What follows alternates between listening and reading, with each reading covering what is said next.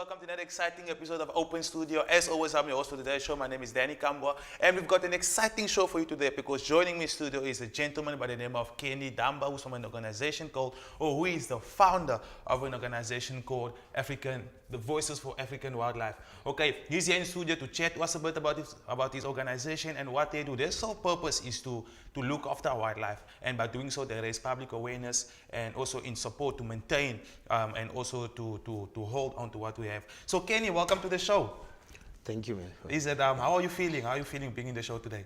I'm feeling excited. Are you excited? Yeah, honored, yeah. Awesome, man. That's what I want to hear. So, for those that don't know about you, for those that's watching for the first time, for those that have heard and that's hearing about Voices for African Wildlife for the first time, can you tell us a little bit more about yourself and then also about the organization? Okay. My name is Khayelitsha Dambakrima. Yeah. I was born in Zimbabwe. As a young man, I was a Boy Scout. Yeah, I spent a great deal of time contemplating one of the key principles Boy Scouts hold dear. A scout is a friend to animals and loves nature. I loved the time I spent outdoors in farms and in the wilderness, removing snares and traps that had been placed there by those who had not considered the suffering of animals. As I left childhood and walked into adulthood, my care and concern for the wilderness traveled with me. Then along this often painful and often joyful journey, I was blessed to encounter many wonderful teachers, guides, and advocates who have shaped my worldview and caused my thinking to evolve. And here we are today with the Voices for African Wildlife. At the Voices for African Wildlife, actually Voices for African Wildlife, it's a community-based program organization. We educate children in disenfranchised communities on the value and importance of animals in our lives, as well as their value to the environment and the earth. Also educate them on how to take good care of the environment we live in. Yeah, basically that's what we do. Yeah. Wow. So, speaking about community, you mentioned that this has been a passion that you evolved when growing up, and that is because of the scouts that you were placed in when you were a toddler or a young one. So, was this? First of all, was this when you were back in Zimbabwe, or has this happened here? The scout that you were part of. The scout, it was back in Zimbabwe. Back in Zimbabwe, okay. Yeah. So now that you have arrived, now that you are here in South Africa, you are doing your organization, which is blooming, is doing good. So which communities do you focus on? Townships. Mostly townships. Yeah. Okay, and what challenges have you faced so far with these communities, and also the challenges that you faced with the wildlife? In the townships, you know, I can just say it is perceived, wrongfully I believe, by a lot of our black brothers and sisters that everything to do with animals, it's a white people's culture, you know, and it's hard to penetrate in townships, but we're trying, you know, and So you mentioned, speaking to you earlier on, it was very interesting how your story and how you become who you are now. So in your organization, how many people are working at your organization right now? We are 4. You're 4. The 3 people helping me to do the work. Okay, so it's 4 including you? Including me, yeah. So what was the challenge that you faced in building your organization? What challenges did you face? What difficulties came your way? What obstacles did you have to overcome, you know, to build this organization to where it is today? Resources, you know, doing the work that we do, it needs money, you know. It needs money, it needs a lot of resources, you know, which I don't have, you know. And I think that's the major, challenge that I faced. You know, I had to use money from my personal pocket. Wow. And until now, I'm using money from my personal pocket. And the other 3 guys who are also helping me with the Voices for African Wildlife, Yeah. they also help with funds from their personal pockets. Wow. Now and then, yeah. And we are also affiliated to Beauty Without Cruelty. It's BWC. It's a huge organization here in South Africa. Yeah, sometimes also they help us, you know. Yeah. So lack of resources and lack of funding was the main major, challenge. yes. And now that your organization has grown to where it is now, you are still spending from your own pocket. Yeah. Oh wow, that's amazing. And I can see the passion, by the things you're saying now, and it's good to see something like that coming out of an individual, wanting to make a difference. So when you go out in these communities, what are the projects that you run with the communities? I've created a program, educational program for kids that is called the Kids Roadshow for Animals. Kids Roadshow for Animals. Yeah, Okay. it's, in our black communities, it's hard, to go to people with animal education, because it's not a priority in our communities. We've got a lot of challenges that we're facing: unemployment, hunger, and stuff. Then here, Kenny comes talking about the rights of animals and stuff. Yeah. So this program, I've tried to incorporate it with some activities that our kids like, like dancing competitions, eating competitions and stuff. Hence it's called Kids Roadshow for Animals. So when they are doing the dance competition, eating competition, then we put the animal education in. Okay. So we source the dog leashes, dog beds, kennels and stuff that we will be donating. But we don't just donate.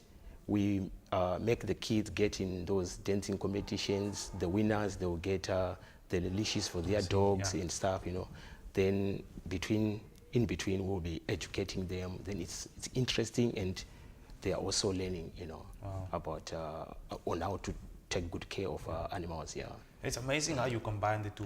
You use the kids' interest, and then also in that way you're educating them on animals. By giving them the platform to do what they love, and then also bring education to it. Yeah. That's very amazing. Now, just to think about, like you mentioned, in the township, it's very difficult to speak to the people. So, what are the age group that you aim to mentor or to guide when you are speaking about animal wildlife? But just on that conversation, we're just going to take a quick ad break, okay? And then when we come back, we're going to continue on this conversation. For those that's watching at home, please don't go anywhere. Stay for a few more minutes. Okay, we'll be back after the break.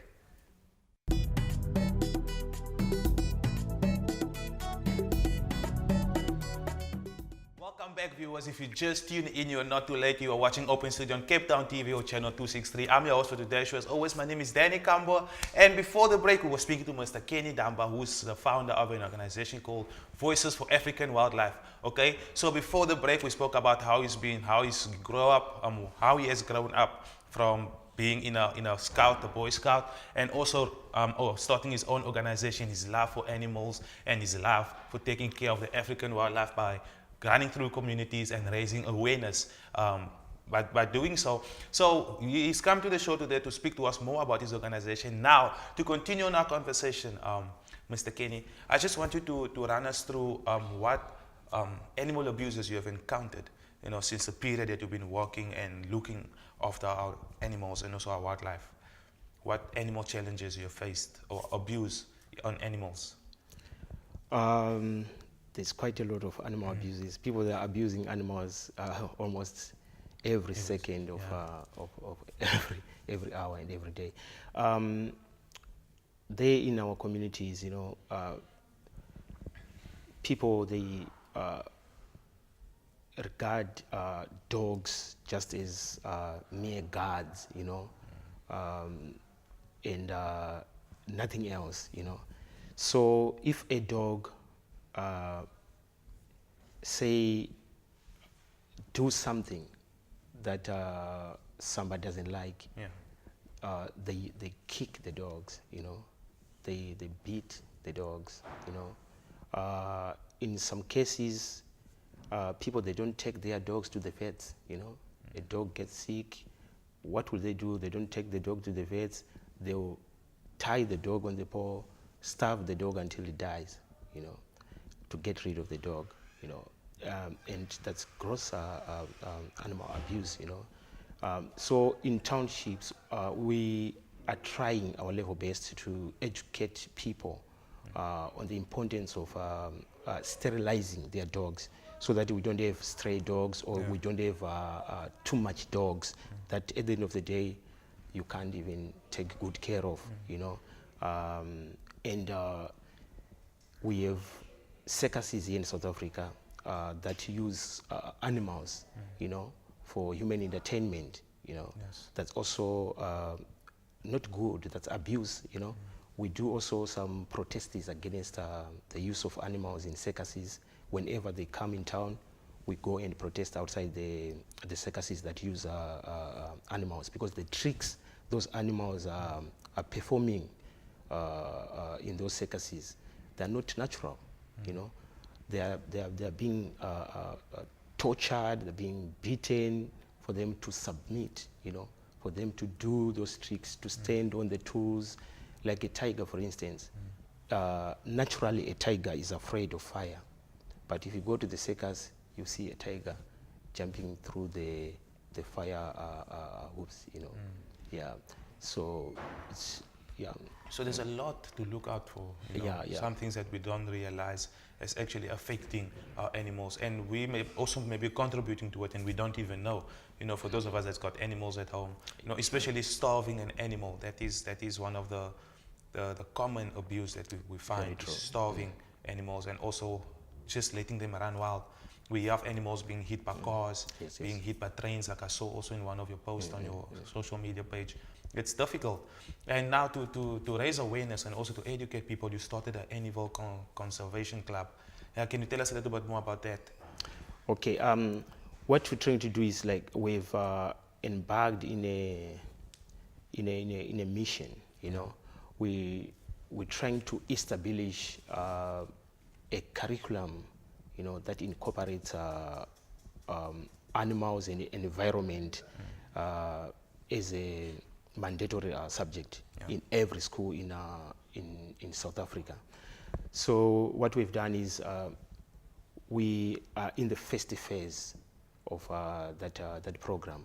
So we are introducing the animal and environmental conservation clubs in government schools, where we will have kids who are passionate about animals and animal and environmental conservation.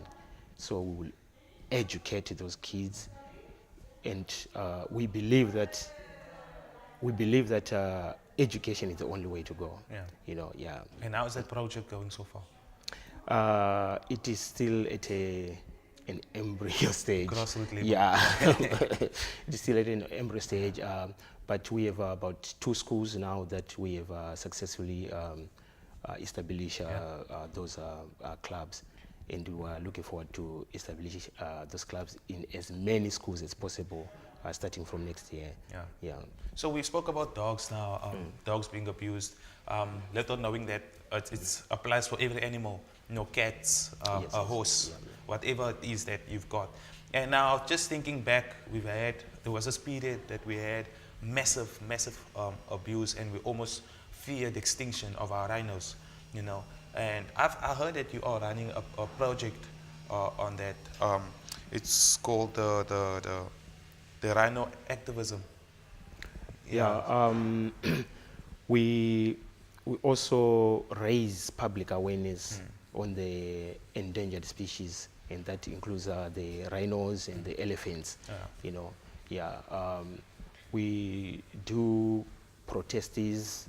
We march to the parliament and hand some petitions or memorandum of demands, trying to make our governments understand how important and urgent it is that they put in place laws that will protect these endangered species.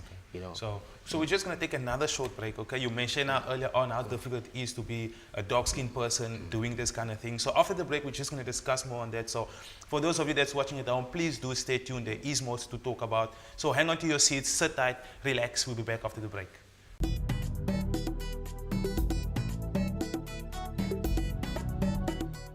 Hey viewers, welcome back. If you just tuned in, you are watching Open Studio on Cape Town TV or channel 263. I'm your host for today's show. My name is Danny Kambwa, and we've got an amazing gentleman with us today in studio, which goes by the name of Khayelitsha, who's the founder of an organization called Voices for African Wildlife. Okay, throughout our conversation today, we spoke about how he's grown up from being a scout boy to starting his own organization. His love for animals has pushed him to pursue his dreams in taking care of our wildlife, how he's arranged different kind of community project to help us maintain and also sustain what we've got. All right, so just to continue our conversation, Kenny, we spoke about how difficult it is to change or try and adjust the mindsets of people living in a township, telling them the importance of the rights of animals and also how to look after the animals. So you being of a dark-skinned person and also not being from South Africa, can you tell us what was your challenges? What prejudice did you face in starting your organization? It's not just about the black people in townships. It's about the blacks in general. You know, as I've said before, that most of us believe that everything to do with animal welfare is a black, is a white culture. Yeah. You see. So now the problem is, if you go to the black communities, talk about the animals, try to get them involved in the animal rights field, what they'll tell you is, what they'll ask you is, where's the money? You know, how much will I get if I do this? How much will I get if I attend an animal protest? You know, because these things that are for white people, we know the white people, animal organizations, they've got money, they put too much money in this. So they'll think that you have been given money by the white people so that you can go to them and make them get involved. So they would want that money, you know. I think you're tricking them. You are tricking them. Yeah. You get what I'm saying? They'll try to say, no, man, this is an organization that I have founded so that we, the major stakeholders of this land, the black Africans, can understand the problems our animals are facing. Yes. And these animals, you know, they are African animals. They belong in Africa and nowhere else. You know, they are our natural heritage. You know, which we have to protect at any cost. You know, there's no Africa without these animals. You know, Yes. this is what makes us unique. You know. And every time we are losing, like rhinos, elephants, they are disappearing with a part of us because we coexist, you know. So you try to make them understand that, you know, there's no white people behind all this, you know. This is for us, the major stakeholders of the land, you know. Come guys, get involved, let's save the animals, let's be kind, you know, to our fellow non-humans in fur and feathers, you see. Yeah. So like you mentioned, the animals is a big part of our African life because the Big Five is found in Africa. Yeah. You know, the Big Five is one of the major tourist attraction to Africa. You know, and it is very important that we look after our animals, like you mentioned. So that is if we put it in a group, okay, as in blacks in a whole. Yeah. But now speaking to you as an individual, what challenges did you face being of a dark skin color and doing this kind of thing? The animal rights field is dominated by white people. Yes. Yeah, and you find that sometimes, you know, when you go to the public gatherings, you know, the public animal gatherings like protesties or conferences and stuff. Like in my case, I was treated like a beggar, you know, twice, you know. There's this protest that I once joined. It was a circus protest. Then there was this white lady, you know, who was there early. So when we got there with my friend, who was also a black guy, that lady said, no, guys, don't get any closer because I don't have money or anything to give to you, you see. They said, no, we are here for the protest. Then she said, what protest? You know, like we don't know what we're talking about, or we are just trying to get closer to her and beg for some monies or stuff, you know. They said, no, the protest against the use of animals in circuses. They said, oh, welcome, welcome, welcome. Then now when we were introducing ourselves and stuff, that's when she realized that she knows me personally. And she's also my friend on Facebook, you know. Say, oh, Khayelitsha from Facebook, blah, blah, and stuff, you know. They said, yeah, Khayelitsha. So I'm sorry. I said, no, we are used to this kind of treatment, but it has to stop. Yeah, yes. it has to stop. Yeah. Wow. No, that is heart touching, you know, to be seen as a what do you call this? But it's an emotional topic, you know, to touch on. But you've been there, you've done that, okay? So you've overcome. Your organization is growing, you are blooming. So for those that want to hear more about your story, that want to know more about your organization, where can they get you? Which social media platforms can they search for you? On Facebook, we have a Facebook page, Voices for African Wildlife. And my personal account is Khayelitsha Dambakrima. Yeah, so that's where they can find us. Yeah, so you spoke about scouting, that you were in a scout when you were younger. So do you think if it wasn't for the scout, you wouldn't have been where you are today? No, I don't think so. But I think scouting just cemented my love for animals and the wildlife. Because I believe that everyone who is in the animal rights activism, human rights activism, is there for a purpose. It's a calling. It's a lifetime duty that one cannot even escape, or, you know, no matter what. You know. Wow. Yeah. So thank you so much, Kenny, for coming to the show. Unfortunately, we've come to the end of the end of the program. I thank you so much for coming in. Thank you for taking the invitation, for coming and talking to us. For those that's watching at home, it does not end here. Okay, go out there, search the Facebook page, go online. It's Voices for African Wildlife. Get connected. See what you can do to help make this thing go big, make their dreams come true, guys. But for me, I'm gonna sign out. I'll see you till next time. Bye bye.